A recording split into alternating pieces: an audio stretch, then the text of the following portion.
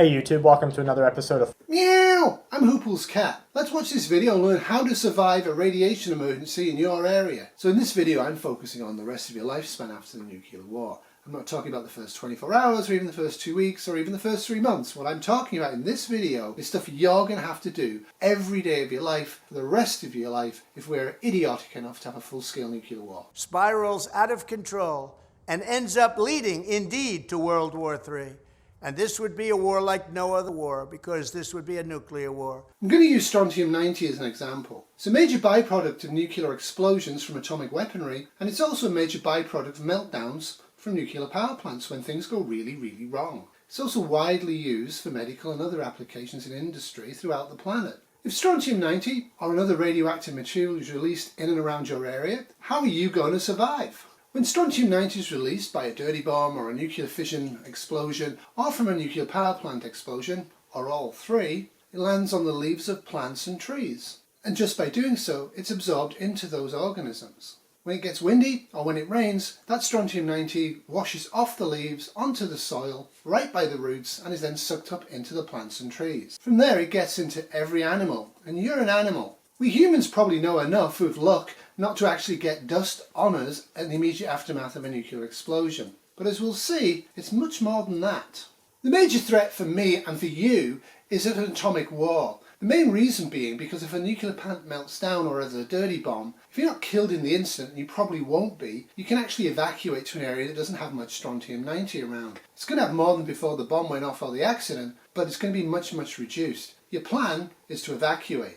Around the dirty bomb explosion or around the nuclear plant, they'd create exclusion zones and they would do lots and lots of things, as we've seen at Chernobyl and at Fukushima, and also at Windscale, now known as Sellafield in the United Kingdom. And of course 3 Mile Island almost was a Chernobyl. Now strontium is an element, and much like calcium, it's absorbed by the bones. It's also used as prescription medication and also an over-the-counter medication. However, when there's a nuclear explosion or dirty bomb or a nuclear power plant melts down, large quantities of Strontium-90 are liberated into the atmosphere. Strontium-90 is the most deadliest of all of the radioactive materials that would happen during a war. Mostly because it's very long-lived, and also our bodies think it's calcium and lay it down inside of our bones. Peaceful use of nuclear power can result in high levels of Strontium-90 toxicity when things go wrong.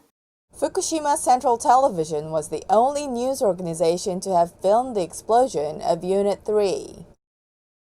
9.5 years later, what exactly happened inside the reactor remains a mystery. If a spaceship or a satellite, human-made, crashes near you, don't approach it. It's highly likely to have Strontium-90 from a nuclear power plant on board it, and you don't want to get close to it. Of course, if it's alien origin, we can assume that they're much smarter than us and they're not poisoning their own environment. Maybe. So Strontium-90 is released and immediately all plants and all trees are going to start absorbing it through their leaves. As it gets windy, as it rains, they'll absorb it through the soil. They're going to be very radioactive. They're going to have a lot of Strontium-90 in it. And a lot of other things, but that's next video. Much like calcium, it's good for bones, and it's going to go inside of bones and it's going to lay down there. And because of its half-life, after a nuclear war, you're not going to ever use bone broth, and you're never going to use bone tools, if you're smart. At least not for a couple of 100 years. We're going to eat the plants, we're going to burn the wood, and we're going to eat the animals. And we're going to use tools that are radioactive if we use bone tools. We're going to lay down Strontium-90 inside of us. Now, because it acts like calcium, children and infants are at extreme risk from this, also is anybody with a fresh broken bone. Because when bone growth occurs, and I won't get into the technicalities of this, it's going to lay down a heck of a lot of Strontium-90 at the growth plates. So children and infants again are going to be extremely susceptible to Strontium-90 toxicity, which actually causes cancer and death, and in sufficient amounts causes radiation sickness and possible death. For those few of you out there who don't understand what veganism is, milk particularly is going to have a lot of Strontium-90 in it, and other stuff. But particularly Strontium-90, it's going to get into the cows via the grass, it's going to get into their milk, and it's going to be concentrated there. You can't drink the milk. Again, people think that milk has a lot of calcium, so it's good for bones, not realising the fat in milk, even skim milk, blocks calcium absorption, but it's not going to block enough Strontium-90 absorption to make it safe to drink. Any fetus inside of a female is also going to accumulate vast quantities of radioactive Strontium-90. Reabsorption of the fetus, it was a common event all across Europe after Chernobyl, and probably in Japan, but they haven't really tracked it very well. Lots and lots of kids are never going to be born if there's a nuclear war.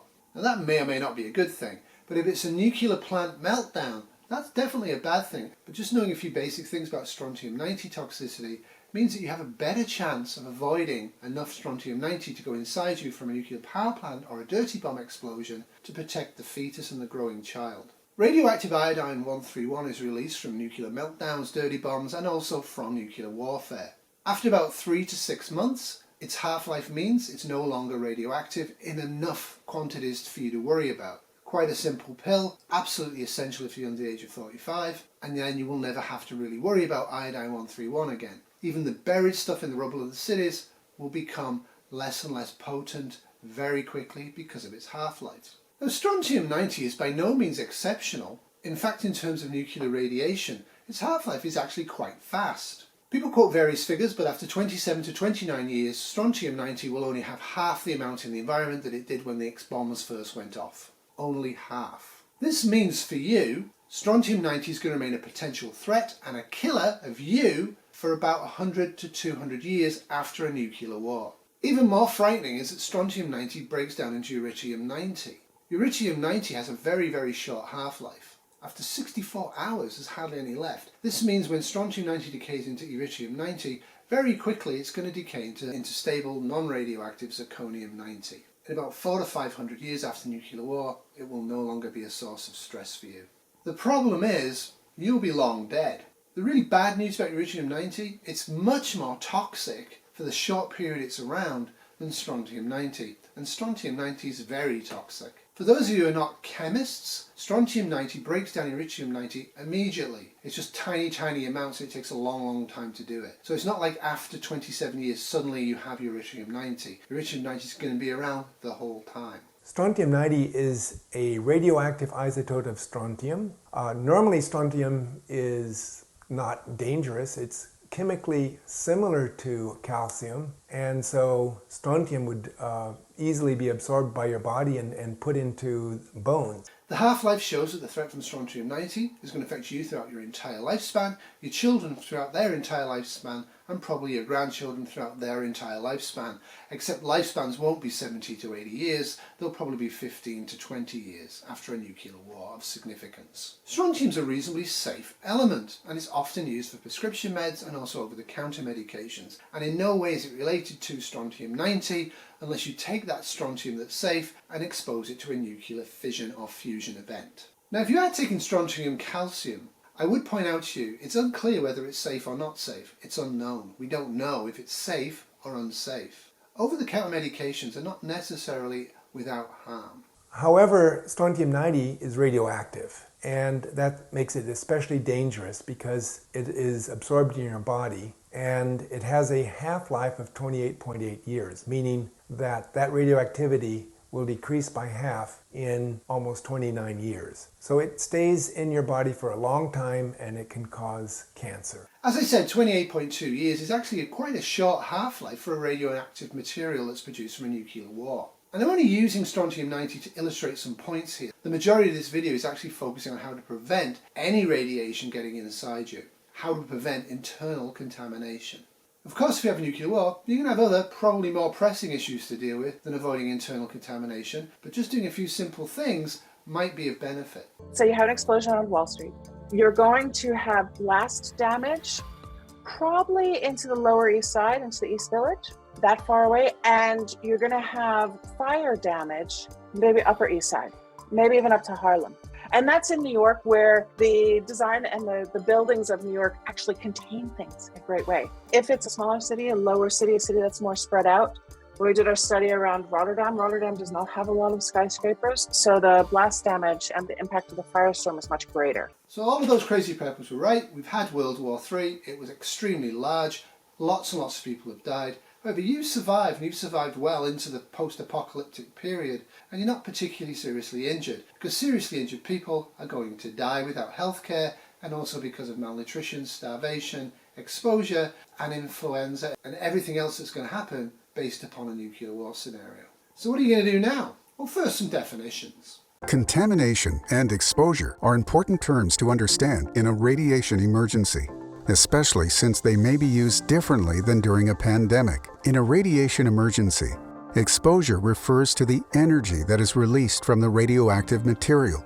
that can pass through and damage molecules in a person's body, causing harm to the individual. Getting away from the source of radiation will stop exposure. It's vital to stay indoors and not eat or drink anything that's been exposed to radiation fallout for at least 2 weeks. I hope we all know that at this point. If you can, and you know it's coming and you can do it and you can afford it, you've got the space, try and store 3 months of food and water and firewood before you ever go outside of your shelter. I mean it, 3 months inside. Think of radiation as a radio signal. You want to block that signal hitting your body, because if it hits your body, it can cause cancer and many other things. You want to block those radio signals from coming at you using concrete, wood, soil, water, anything you can get, even books. Stacked up, books like I have behind me, brilliant for reducing radiation coming from outside into me. Now you're going to have to do this for quite a long time, and I'm talking about the rest of your lifetime. Contamination refers to radioactive material on or inside a person. If a person washes off the external contamination, they will not be able to expose others to radiation. This process is called decontamination. It's important to remember, if a person is exposed to radiation, that person doesn't pose any risk to others. If a person is exposed to radiation and also contaminated, once they remove the contamination by washing, that person doesn't pose any risk to others. Now I'm suspecting water might be an issue here, and the clothing that's been removed and the water that's been used to clean them is probably contaminated and is a risk factor. So you want to make sure that's nowhere near your shelter, nowhere near your water sources, nowhere near your crops, but you might have to compromise. In rare cases, a person may breathe in air or consume food and water that has some radioactive contamination.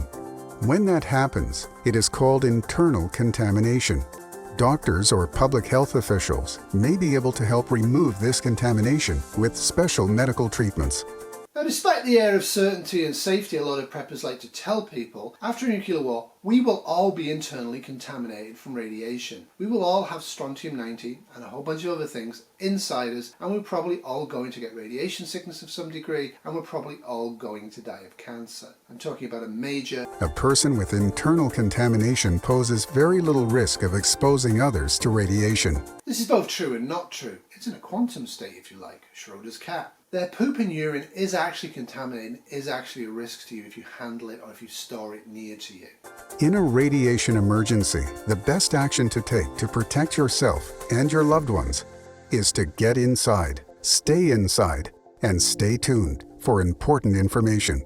To learn more about radiation emergencies, visit the CDC Radiation Emergencies website. This is true, but in a nuclear war, it's much better for Canadians who actually have a copy of this that they've downloaded, and you can get it free, or you can buy it, make sure you have a hard copy, than waiting for Prime Minister Trudeau to tell us what to do from his secluded bunker. While this is true, you've got to remember that after a nuclear war for sure, and possibly after a fallout event, the food you're going to eat to actually drive the radiation out or protect you from the radiation's effects may well be contaminated with radiation. Using pre-war or pre-accident sprouting seeds and pre-war, pre-accident water sources is actually one of the things you really want to think about doing. You can take tablets or you can take nutrition. Get sprouting, stop making excuses. No, you can't live off sprouts alone, but yes, you probably could if you had to. And why would you exclude fresh vegetable grown indoors without lights with minimal water?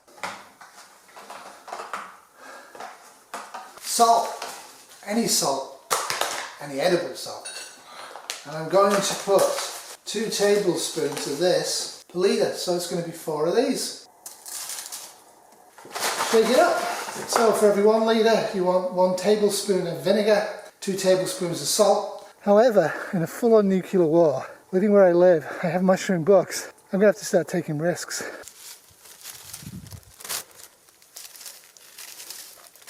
I would gently dust off any soil or debris on the mushrooms before the treatment, but get them well covered. Put lids back on everything straight away. Leave for 4 hours in the sun. So you want to get rid of this well away from your building, well away from your shelter. But you don't want to spend too much time outdoors. This is work, this is pretty radioactive. Now repeat, and gently pour it away, bearing in mind the water, if it's worked.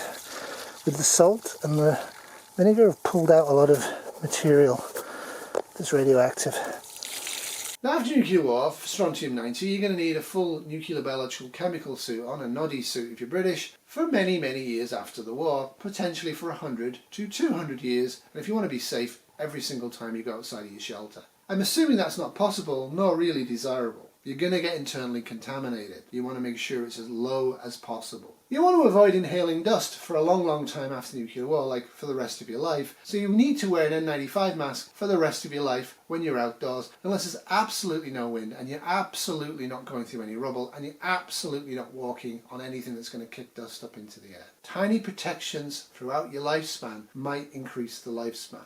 Try not to eat and drink anything that's been contaminated for at least 3 months, hopefully for a year to 2 years after the nuclear attack, after the nuclear accident. Now, you're going to inhale and you are going to eat and you are going to drink contaminated material. The trick is to do it as little as possible. If you're my age, you don't have to worry too much about iodine 131, but I have the tablets for it. But after about 3 to 6 months, you don't have to worry about it. But things like strontium-90, you're going to have to worry about for the rest of your lifespan. Now, I just want to talk about the fact that pretty much all of the CDC, all of the preppers that ever I watch, they only talk about one specific thing. It seems to be a single nuke or a single dirty bomb, and you have to decontaminate, hide, and then you're going to be evac'd out by helicopter and have an okay life. The huge focus on decontamination is reasonable, but it's not reasonable to think that you can just start wasting trash bags and clothing and water and soap because you can always buy some more. If there's been a full-scale nuclear war, you'll never be buying anything again from Walmart.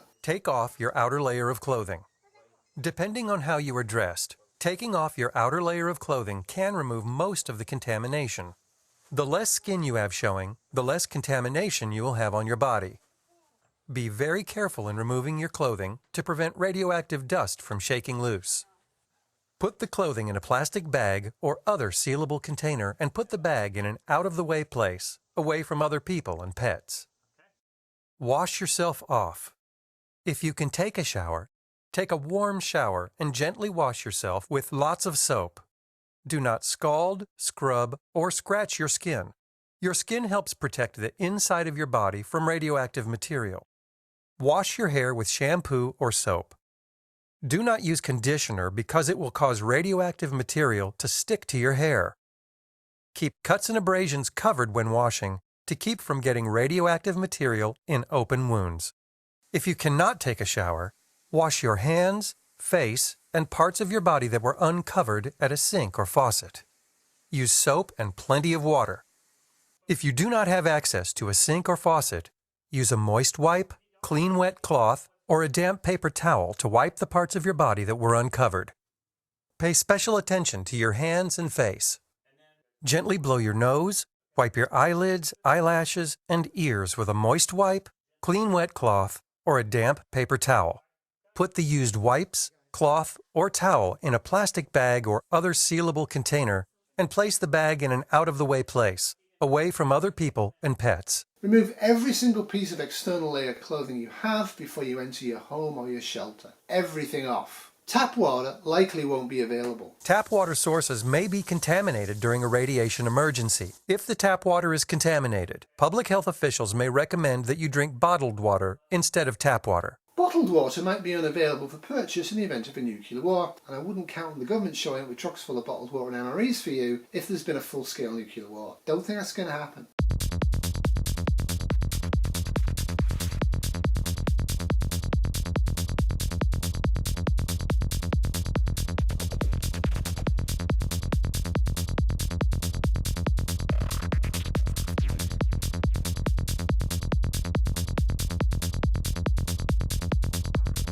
That was a tornado video to illustrate my point about the stores never opening again. If it's a nuclear attack, there will also be a firestorm, and also the winds will be significantly stronger than a tornado. You can still use tap water for decontamination. Radioactive material that gets into surface water or groundwater sources will be diluted to very low levels by the water and will be safe to use for washing skin, hair, and clothing.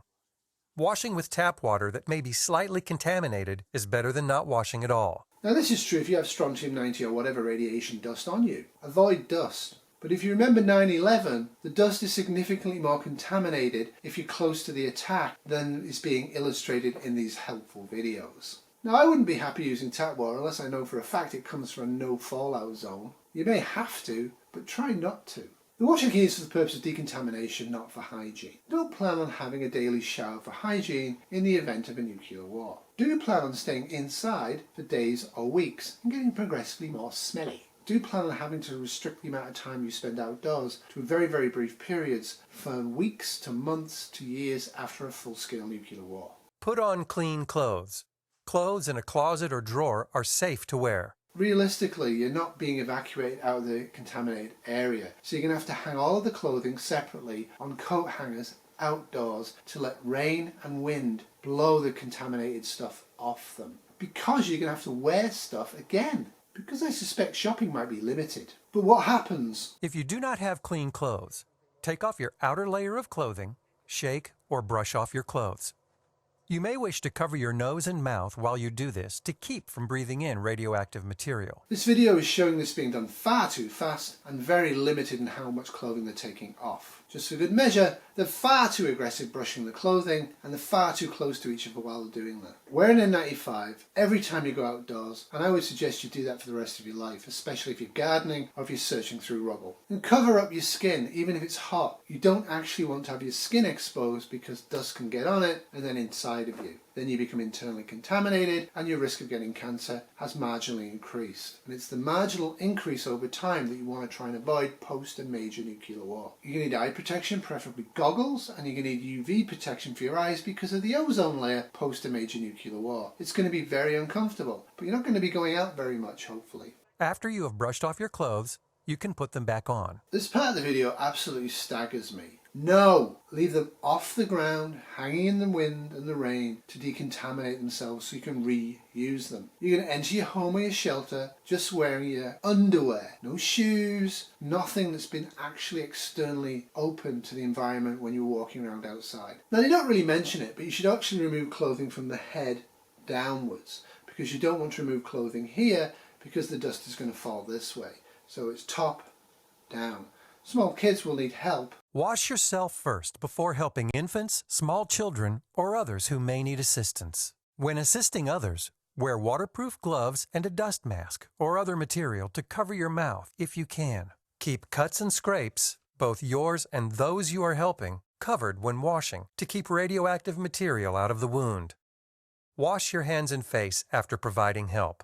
Now, after a nuclear war, the tap's probably not going to work. Babies have growing bones. Please keep them indoors until the background radiation level is very low, and keep them indoors if it's a windy day. Keep them inside if it's smoky for whatever reason, and keep them away from soil and plants. Do everything you can to avoid internal contamination of a baby or an infant, and for as long as you possibly safely and realistically can. I don't know whether I agree with this, but worst case, America loses 90% of its population, most of whom die in the few days to few weeks to a few months after the nuclear war. Don't count on just being incinerated if there's a nuclear war. You might know what's going on for a long time, and you might be very ill for a long time. So as I said, your job if you survive this phase is to actually limit the amount of internal contamination you're going to get for the rest of your life. It's never going to end. You're going to have to do decon every single time you decide to go outdoors, if you're smart. But as we've seen from the pandemic, people aren't that smart. But you are watching my video, so you are one of the elite. Now, looking at maps like this, you might want to move to beautiful British Columbia. I wouldn't advise it. This map assumes that Canada mysteriously hasn't been hit by nuclear weaponry. In the event of a major nuclear war between Russia, China and or America, Canada will definitely get hit. But what about Wolfie? What about your pets? Now, after a major nuclear war, the best they can hope for is to be euthanized quickly, and you'll probably have to eat them. But if it's a Chernobyl or a Fukushima type of event, I'm not killing Wolfie and I'm not eating him. But what do I do if I think he's got radiation on him? If your pet was outside, you may need to wash them off as well. Wash your pet carefully with shampoo or soap and water and rinse completely. Wear waterproof gloves and a dust mask or other material to cover your mouth if you can. Keep cuts and scrapes, both yours and your pet's, covered when washing your pet to keep radioactive material out of the wound. Wash your hands and face after washing your pet. This is really good advice for a localized dirty bomb or nuclear plant meltdown. In the unlikely event after a nuclear war your hose pipe is still working, you might want to take that water, instead of washing Wolfie with it, you might actually want to store as much of it as possible before it gets contaminated. As I said, after a major nuclear war, the threat of contamination, the threat of radiation sickness is going to be present for years to decades after the war. Everybody focuses on the first week or the first day or so, or when you've emerged from your shelter. They're not looking big picture. Okay, double gloving is a good idea, but I would use much thicker material, and I definitely wouldn't buy Strontium 90 for this guy on eBay who actually is selling it. Right here, I have solution of Strontium 90.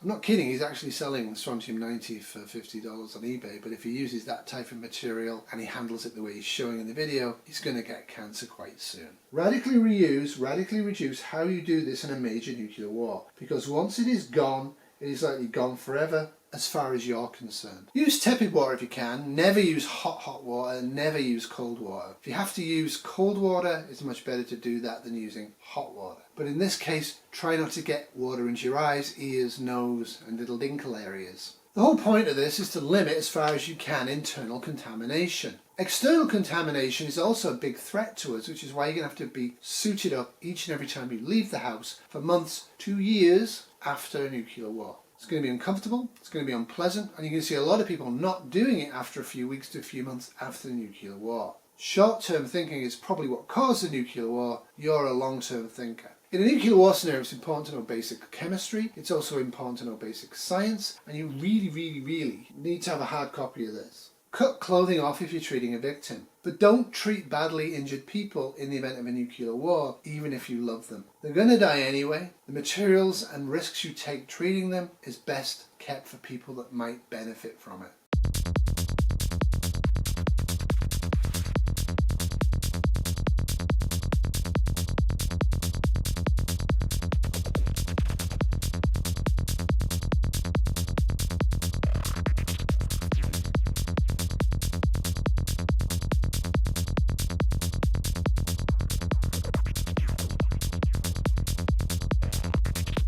This video actually is advertising medical shears. It's got nothing to do with radiation, I just want to point that out, but it's a good demonstration of how to do it fairly quickly. You need to wear an N95, you need to wear gloves, and you need to make sure you're not producing dust from the clothing of the victim. If you're going to burn wood, and you're probably going to in most places of the world after nuclear war, you want to use stuff that's been logged or fallen on the ground before the explosion, before the fallout hit it. But if you have to use wood that actually has been contaminated, it's very contaminated. You want to make sure you treat the wood, and especially the wood ash, and really important, the smoke, as radioactive. So you may need an N95, you may need to heat a room and not hardly ever go in it except wearing an N95. When you deal with the ash, you might want to gently spray the ash down. I don't know what you're going to do with that. I haven't actually game planned that. One of these days I will. I'll try and empty my radioactive fireplace and see how easy it is. Thanks for watching. The next video in this series is going to be on what over-the-counter medications you can use. I have done a video on it, actually a couple of videos on it. I think it's really important because I'm not altogether sure people have actually stocked up and have kept the information on dosing.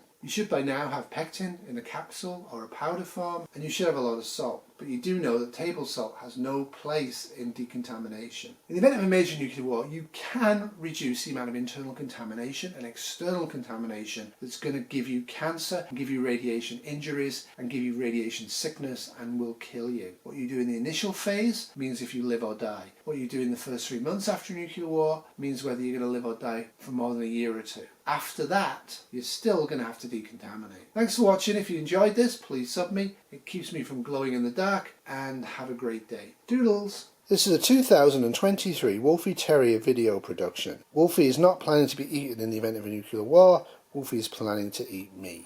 Wolfie woo.